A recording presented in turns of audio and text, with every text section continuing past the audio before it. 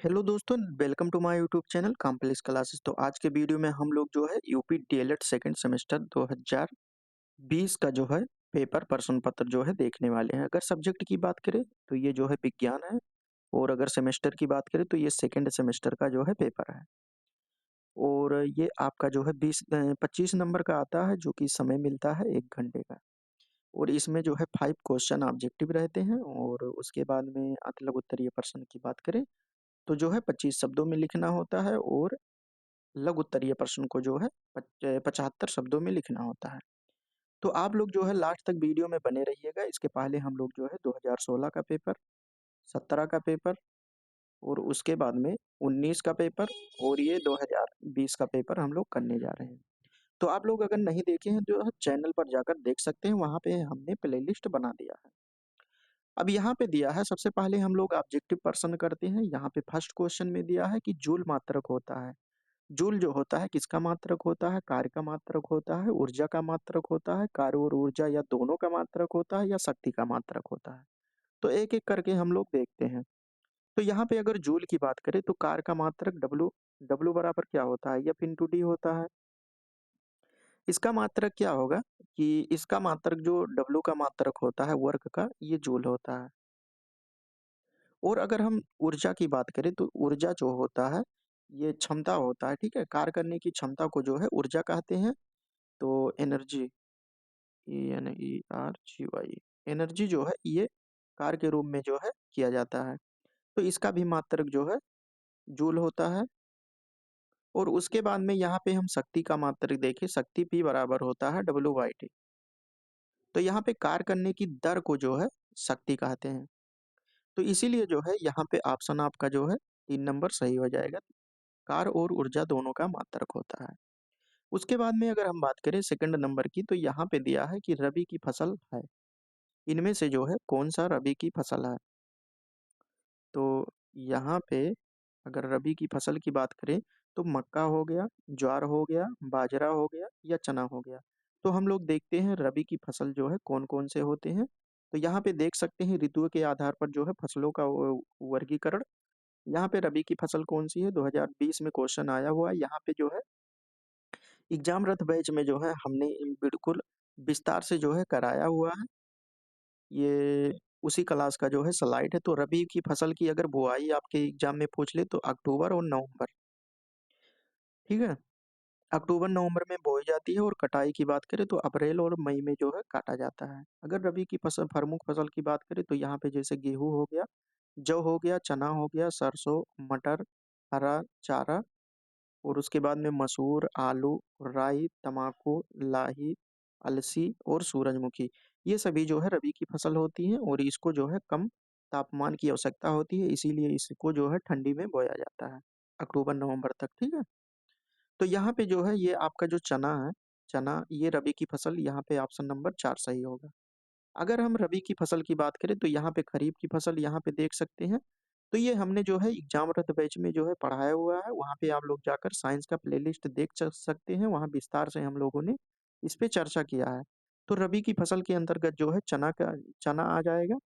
उसके बाद में यहाँ पे दिया है थर्ड नंबर में दिया हुआ है कि चंद्र ग्रहण की घटना जो है कब होती है? अमावस्या के दिन होती है, या पूर्णिमा के दिन होती है, अमावस्या की रात होती है, या कभी भी। तो जो चंद्र ग्रहण की घटना होती है, ये जो है ये पूर्णिमा के दिन जो है घटित होती है। उसके बाद में 4 नंबर अगर हम बात करें, 4 नंबर में दिया हुआ है कि डीपीटी के टीके से बचाव होता है। जो डीपीटी के टीका होता है उससे जो है किसका बचाव होता है? डिप्थीरिया का बचाव होता है, या काली खांसी का, या टिटनेस का, या उपयुक्त तीनों का। तो इसमें जो डीपीटी का टीका लगाया जाता है, इसमें जो है तीनों का बचाव होता है, ठीक है। अब इसमें अगर हम बात करें डिप्थीरिया में, यहाँ पे उपयुक्त तीनों आपका आंसर सही हो जाएगा। अगर डिप्थीरिया की बात करें तो इसमें गले और सांस नली प्रभावित होती है। इसमें गले और प्लस सांस नली इसमें जो है प्रभावित होता है। अगर हम काली खांसी की बात करें, काली खांसी को जो है इसमें जो है गंभीर खांसी के दौरान जो है उत्पन्न होता है ये काली खांसी। और टिटनेस जो होता है घाव में जो है, जब कोई घाव हो जाता है तो घाव में संक्रमण के कारण होता है, और मांसपेशियों में जो है जकड़न होता है इसके कारण। तो यहाँ पे इस प्रकार से डीपीटी के टीके से बचाव होता है, यानी उपर्युक्त तीनों में जो है डीपीटी टीके का प्रयोग किया जाता है। उसके बाद में 5 नंबर में दिया है कि CaSO4 में कैल्शियम की संयोजकता यानी वैलेंसी यहाँ पे इसकी कितनी होगी? Ca तो यहाँ पे अगर बात करें इसमें जो है जो CaSO4 है, इसमें SO4 की वैलेंसी जो होती है ये -2 होता है, ठीक है? और कैल्शियम का +2 होता है। तो इसीलिए यहाँ पे बैलेंसी बराबर हो जाता है, ठीक है? तो इसमें जो कैल्शियम की बैलेंसी ये प्लस होगा, ये +2 हो जाएगा। इसके पहले इसी प्रकार से हमने एक क्वेश्चन बताया हुआ है, अगर आप लोग नहीं देखे हैं तो उसमें देख सकते हैं, बिल्कुल लुईस स्ट्रक्चर बनाकर समझाए हुए हैं। तो यहाँ पे जो है 5 क्वेश्चन कंप्लीट हो गया, अब हम लोग देखते हैं अतलग उत्तरीय प्रश्न। इसमें दिया है कि नाभिकीय ऊर्जा किसे कहते हैं, इसका उपयोग क्या होता है? जो नाभिकीय न्यूक्लियर एनर्जी होता है, इसे कहते हैं और इसका उपयोग क्या होता है? तो नाभिकीय ऊर्जा वह ऊर्जा होती है जो परमाणु के नाभिक में मौजूद, जैसे ये एटम हो गया, इसमें जो नाभिक होता है, न्यूक्लियस होता है, ठीक है? यहाँ इलेक्ट्रॉन रहता है और प्रोटॉन और न्यूट्रॉन जो है नाभिक में रहता है। तो इसमें प्रोटॉन हो गया और न्यूट्रॉनों के बीच में जो बल से उत्पन्न होता है प्रोटॉन, इसमें जो न्यूक्लियस में रहता है प्रोटॉन और न्यूट्रॉन के बीच में जो बल से उत्पन्न होता है, यह ऊर्जा जो है 2 प्रकार से प्राप्त की जा सकती है। फर्स्ट की अगर बात करें तो यहाँ पे दिया है कि नाभिकीय संलयन, न्यूक्लियर फ्यूजन, ठीक है? इसमें 2 हल्के परमाणु नाभिक मिलकर एक भारी परमाणु का निर्माण करते हैं। 2 नाभिक मिलकर जो है एक भारी परमाणु का निर्माण करते हैं। इसे नाभिकीय संलयन कहते हैं। और नाभिकीय विखंडन में क्या होता है, इसमें एक भारी नाभिक जैसे कोई यहाँ पे नाभिक हो गया, ये जो है ये टूटकर 2 नाभिक में विभक्त हो जाता है, यानी टूटकर जो है छोटे नाभिक बनाता है। तो यहाँ पे हमने देखा नाभिकीय ऊर्जा क्या होता है, तो नाभिकीय ऊर्जा जो नाभिक परमाणु के नाभिक में प्रोटॉन और न्यूट्रॉनों के बीच में बल से उत्पन्न होता है और यह 2 प्रकार का होता है, नाभिकीय संलयन और नाभिकीय विखंडन। नाभिकीय संलयन में क्या होता है, इसमें 2 या 2 से अधिक परमाणु के नाभिक मिलकर जो है एक बड़े परमाणु के नाभिक का निर्माण करते हैं। और नाभिकीय विखंडन में क्या होता है कि इसमें एक बड़ा नाभिक जो है ये टूटकर जो है छोटे नाभिक बनाता है। इसकी अगर उपयोगिता की बात करें तो इसका उपयोग जो है विद्युत उत्पादन में किया जाता है, जैसे नाभिकीय ऊर्जा संयंत्र में किया जाता है और उसके बाद में चिकित्सा के क्षेत्र में जैसे कैंसर के इलाज में रेडियोथेरेपी किया जाता है और उसके बाद में थर्ड की बात करें तो शोध कार्यों में और अंतरिक्ष अभियानों में जो है नाभिकीय ऊर्जा का प्रयोग किया जाता है। उसके बाद में 7 नंबर की अगर हम बात करें, यहाँ पे दिया हुआ है कि प्रथम वर्ग के उत्तोलक को जो है उदाहरण सहित समझाइए। 1 मिनट रुकिए आप लोग।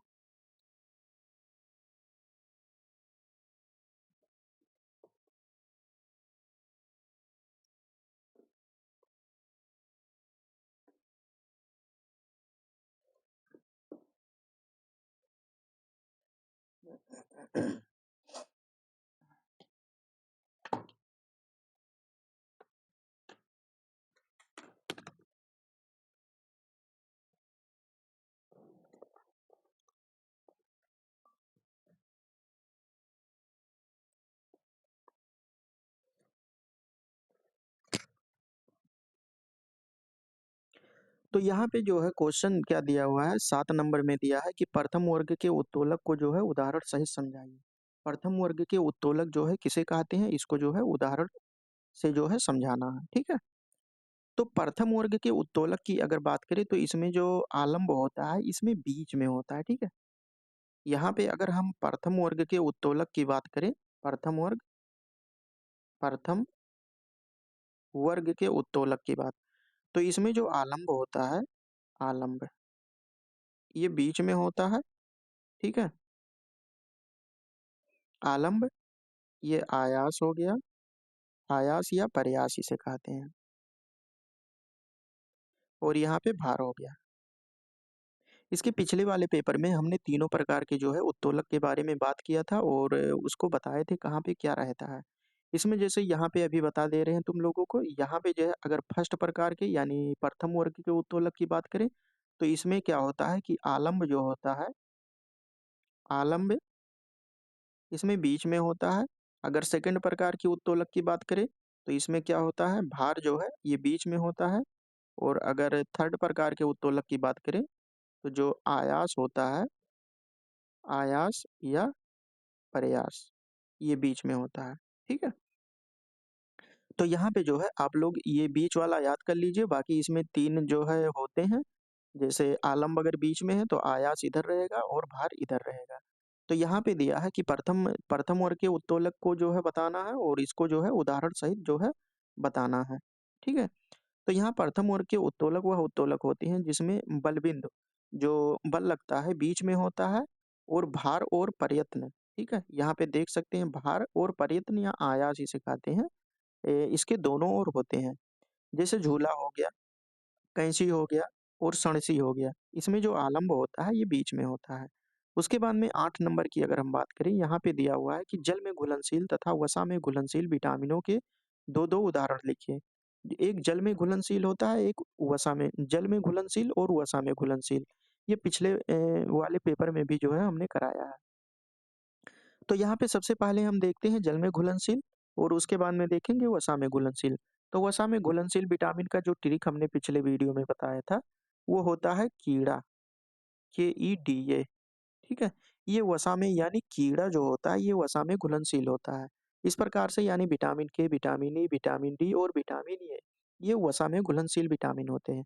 तो यहाँ पे ए, डी और उसके बाद में आप के लिख सकते हैं, ई लिख सकते हैं, लेकिन आपके एग्जाम में दो दो पूछा गया है। और उसके बाद में जल में घुलनशील विटामिन, इसके अलावा जो है आपका ये नहीं, ये बी बचा है और उसके बाद में सी बचा है। तो ये आपका जो है ये जल में घुलनशील विटामिन हो जाएगा। तो यहाँ पे बी को जो है कॉम्प्लेक्स विटामिन कहते हैं। यहाँ पे B1, B2, B3, B6, B12, ठीक है। तो यहाँ पे विटामिन सी और विटामिन बी जो होता है ये जल में घुलनशील होता है। और अगर वसा में घुलनशील की बात करें तो ये डी, के और ई, ये सभी जो है विटामिन वसा में घुलनशील होते हैं। उसके बाद में 9 नंबर की बात करें, 9 नंबर में दिया है कि जल प्रदूषण के मुख्य कारण बताइए। कौन सा कारण है कि जिसके द्वारा जो है जल प्रदूषण होता है? तो उद्योगों से जो निकलने वाला अपशिष्ट जल होता है उसके कारण जो है जल प्रदूषण होता है। और कृषि में उपयोग करने वाले जो रसायन होते हैं, कीटनाशक जैसे उर्वरक का प्रयोग जो किया जाता है उसके द्वारा भी जल का जो है प्रदूषण होता है। उसके बाद में घरों से जो निकलने वाला अपशिष्ट जल होता है, घर से जो अपशिष्ट जल होता है उसके द्वारा भी जल का प्रदूषण होता है। और प्लास्टिक कचरे और अन्य ठोस कचरे का जल में गिरना, जो कचरे होते हैं यानी प्लास्टिक कचरे और अन्य ठोस जो कचरे होते हैं उनको जल में अगर गिरा देते हैं तो उसके कारण भी जल प्रदूषण होता है। और तेल का रिसाव कहीं भी होता है, ऑयल स्पिल, तो इसके कारण भी जो है जल प्रदूषण होता है। उसके बाद में यहाँ पे 10 नंबर में दिया है कि वसा वसा जो होता है उसको कितने समूहों में बाँटा गया है।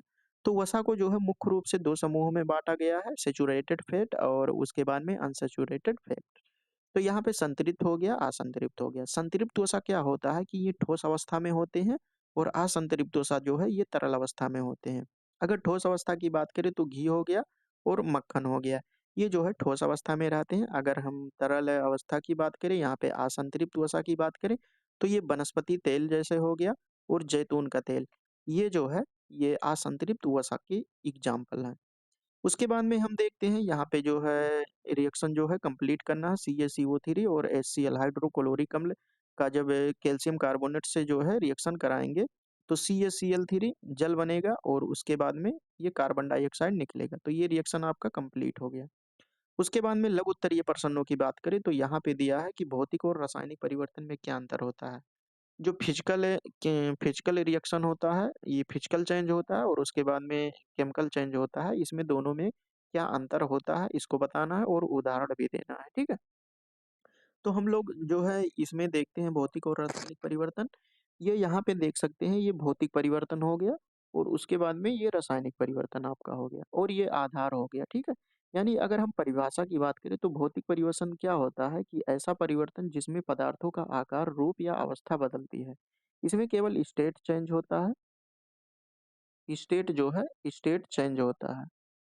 इसमें केवल जो है स्टेट चेंज होता है।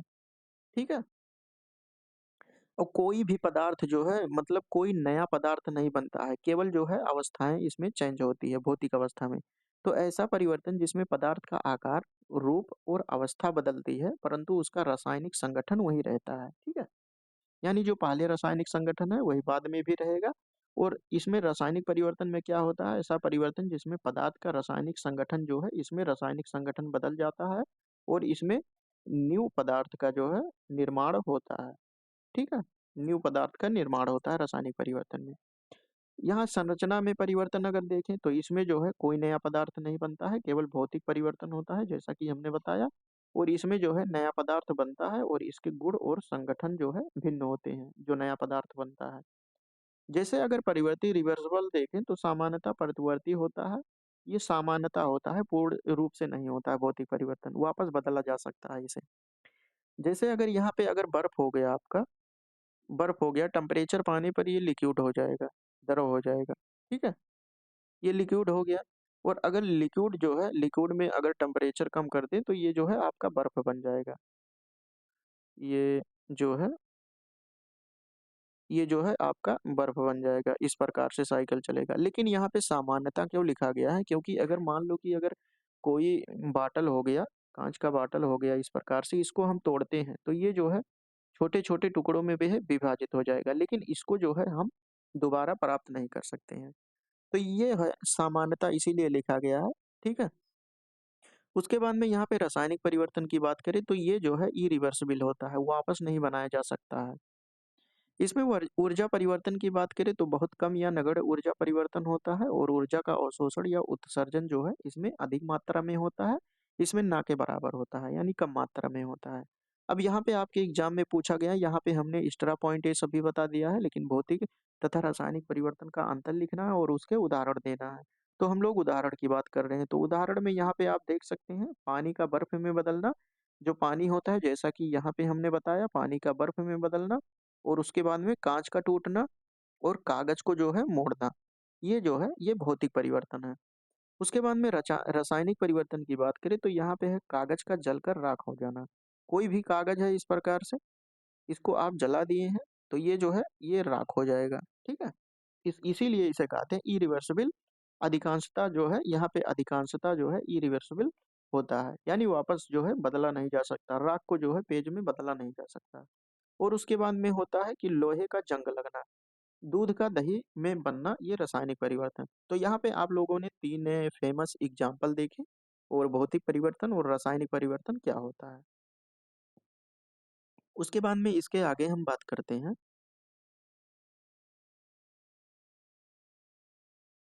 एक मिनट।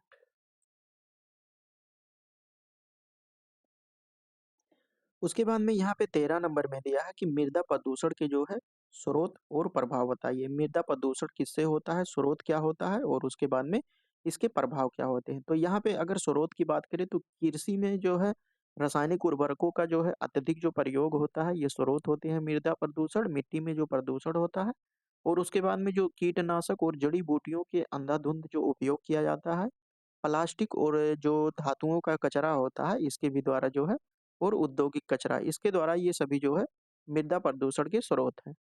उसके बाद में इससे प्रभाव क्या होगा कि मृदा की उर्वरता में जो है कमी हो जाती है प्रदूषण के कारण, और पौधों की वृद्धि में जो है बाधा उत्पन्न होती है, और खाद्य श्रृंखला जो होता है, फूड साइकिल, उसमें जो है विषैले पदार्थों का जो है प्रवेश हो जाता है, और भूजल में प्रदूषण बढ़ जाता है, ठीक है? तो ये मृदा प्रदूषण के स्रोत और प्रभाव हमने देखा। उसके बाद में इसके आगे हम लोग क्वेश्चन देखते हैं। इसके आगे दिया है कि मनुष्य के श्वसन तंत्र का जो है नामांकित चित्र बनाइए। जो श्वसन लेता है मनुष्य, उसका जो है चित्र बनाना है और उसका नाम लिखना है, ठीक है? तो यहाँ पे देख सकते हैं, ये चित्र में आप देख सकते हैं, ये श्वसन है, ब्रोंकाई इसे कहते हैं, और ये फेफड़ा आपका हो गया, श्वास नली ये हो गया, ठीक है? और ये ग्रास नली होता है। और उसके बाद में यहाँ पे देख सकते हैं स्वतनिका, ब्रोनकीजोल, और उसके बाद में ये नासिका होता है। उसके बाद में इसको जो है ये श्वसन नली के अगर मुख्य भागों की बात करें तो ये नाक हो गया, और उसके बाद में स्वरयंत्र हो गया, श्वास नली हो गया, ब्रोनकस हो गया, फेफड़े हो गए, नलिकाएं हो गए, और एल्वियोलस ये जो होता है, इसी को कहते हैं एल्वियोलस। उसके बाद में 15 नंबर की बात करें, 15 नंबर में क्या दिया हुआ है कि प्रोकैरियोटिक प्रोकैरियोटिक और यूकैरियोटिक कोशिकाओं में क्या अंतर होता है? तो यहाँ पे आप देख सकते हैं 5 मुख्य अंतर देखते हैं। प्रोकैरियोटिक ये इधर हो गया और इधर जो है यूकैरियोटिक। इसमें अगर नाभिक की परिप्रेक्ष्य में अगर हम बात करें, सबसे पहले नाभिक देखते हैं। तो नाभिक इसमें क्या होता है कि नाभिक जो है अनुपस्थित होता है। डीएनए न्यूक्लियाइड में पाया जाता है, ठीक है? इसमें जो है नाभिक अनुपस्थित होता है, यानी नाभिक जो होता है, ये नाभिक नहीं रहता है। ठीक है?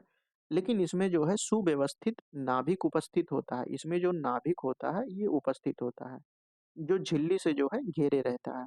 अगर कोशिकांग की बात करें, इसमें कौन-कौन सा अंग होता है, तो झिल्लीबद्ध कोशिकांग अनुपस्थित रहता है और इसमें झिल्लीबद्ध कोशिकांग जैसे माइटोकॉन्ड्रिया, गोल्गी बॉडी आदि जो है पाए जाते हैं। डीएनए की अगर बात करें तो इसमें डीएनए जो है सर्कुलर होता है, लेकिन इसमें जो है डीएनए रैखिक यानी लीनियर होता है और हिस्टोन प्रोटीन से जो है जुड़ा रहता है। कौन सी प्रोटीन? हिस्टोन प्रोटीन से जुड़ा रहता है। विभाजन की बात करें, डिवीजन की, तो कोश का विभाजन जो है अमिटोसिस द्वारा होता है और इसमें जो है कोश का विभाजन माइटोसिस और मियोसिस मियोसिस द्वारा होता है, ठीक है? उसके बाद में अगर हम आकार की बात करें, तो यहाँ पे अगर हम साइज की बात करें, यहाँ पे जो साइज दिया है इसका आकार जो है 0.1 से लेकर 5 माइक्रोमीटर होता है और इसका आकार जो है आकार बड़ा होता है, 10 से जो है 100 माइक्रोमीटर होता है। उसके बाद में इसके आगे हम लोग देखते हैं, ये 16 नंबर की अगर हम बात करते हैं, तो उत्तोलक क्या होता है और इसके प्रकार उदाहरण सहित समझाइए। तो वहाँ पे जो है ये शार्ट में जो है पूछा गया था कि किस प्रकार के उत्तोलक हैं। तो यहाँ पे उत्तोलक क्या होता है? तो उत्तोलक जो है एक ऐसा उपकरण होता है जो भार उठाने या वस्तु को घुमाने के लिए जो है प्रयोग किया जाता है और यह एक ठोस छड़ होता है जो बल बिंदु के चारों ओर जो है घूमता है। तो ये उत्तोलक होता है। अगर हम बात करें यहाँ पे तीनों प्रकार के उत्तोलक को उदाहरण सहित बताना है, तो प्रथम प्रकार के उत्तोलक, द्वितीय प्रकार के उत्तोलक, तृतीय प्रकार के उत्तोलक। इसमें क्या होता है, जो बल बिंदु होता है, ठीक है, बल बिंदु बीच में लगता है और इसमें भार बीच में होता है और प्रयत्न जो है इसमें बीच में होता है तृतीय प्रकार के उत्तोलक में।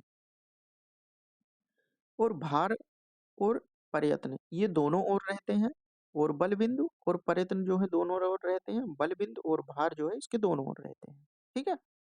तो ये फर्स्ट प्रकार के उत्तोलक, यहाँ पे केवल जो है आप लोग ये याद कर लीजिए कि बीच में कौन सा रहता है। ये इसमें बीच में रहता है और प्रयत्न जो है यहाँ तृतीय प्रकार के उत्तोलक में ये प्रयत्न बीच में रहता है। उसके बाद में यहाँ प्रथम प्रकार के उत्तोलक की बात करें तो जैसे झोला हो गया और कैंची हो गया। द्वितीय प्रकार के उत्तोलक की बात करें तो बोतल खोलने वाला जो औजार होता है और थैला होता है, ठीक है।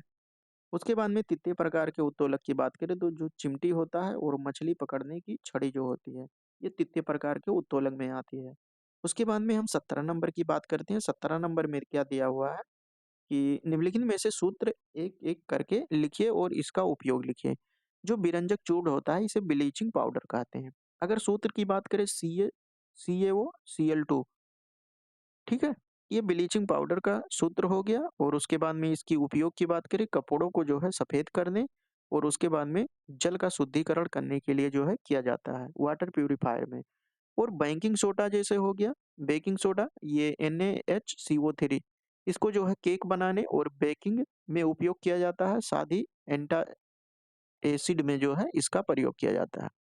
अगर धावन सोडा की बात करें, वॉशिंग सोडा इसे कहते हैं, NaCO3, यहाँ पे देख सकते हैं बीच में एच है तो बेकिंग सोडा होता है और अगर धावन सोडा की बात करें तो यहाँ पे एच हटा दो, बस काम बन जाएगा, Na2CO3।